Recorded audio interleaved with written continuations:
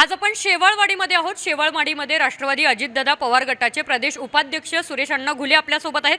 त्यांच्या उपस्थितीमध्ये अनेक इच्छुक उमेदवारांच्या प्रचाराचा शुभारंभ झालेला आहे। त्यांच्याशी आज आपण बातचीत करणार आहोत। सर्वप्रथम अण्णा, तुमचं स्टार महाराष्ट्र न्यूजमध्ये सहर्ष स्वागत। माझा पहिला प्रश्न असेल, सध्या आम्ही या निवडणुकीचा शुभारंभ पाहिलेला आहे, प्रचाराचा शुभारंभ पाहिलेला आहे। या शुभारंभामध्ये साधारण किती इच्छुक उमेदवार होते आणि त्यांचा प्रचाराची रणनीती कशा पद्धतीची असेल? पुणे महानगरपालिकेच्या प्रभाग क्रमांक 15 मांजरी बुद्रुक शेवाळवाडी 17.5 नळी केशवनगर असा हा 1,15,000 मताचा प्रभाग आहे। या प्रभागामध्ये एकूण इच्छुकाची संख्या 38-39च्या आसपास आहे आणि अ ब क ड याप्रमाणे हे सगळेच इच्छुक आहेत।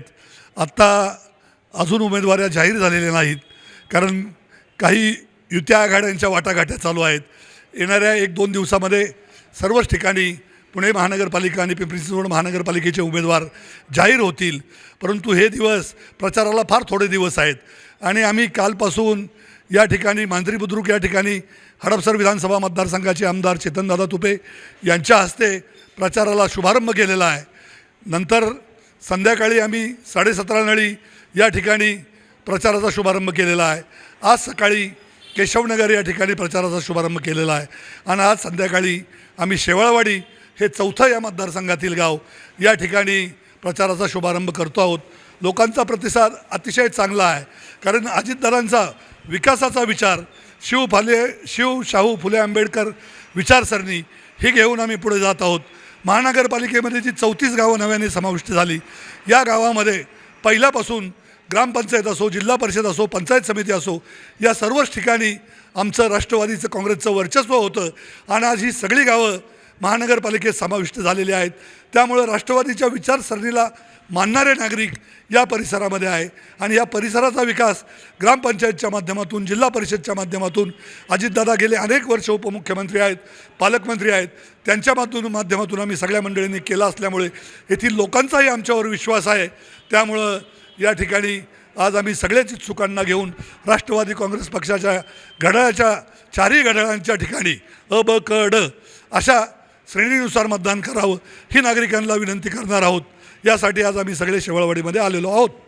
अण्णा, एक महत्त्वाचा प्रश्न आहे, या निवडणुकीच्या रिंगणामध्ये तुमच्या सुनबाईंची पण चर्चा होते की त्यासुद्धा निवडणुकीच्या रिंगणामध्ये उतरणार आहेत। इच्छुक उमेदवारांमध्ये त्या उपस्थित होत्या, त्याबद्दल काय सांगाल? माझी सुनबाई निश्चितपणे इच्छुक आहे, माझा पुतण्याही इच्छुक आहेत, बाकीचे सर्व उमेदवार ताकदीचे आहेत, कारण या प्रभागामध्ये राष्ट्रवादीचे प्राबल्य असल्यामुळं प्रत्येक उमेदवाराला निवडून येण्याची खात्री असल्यामुळं अनेक जण या ठिकाणी इच्छुक आहे।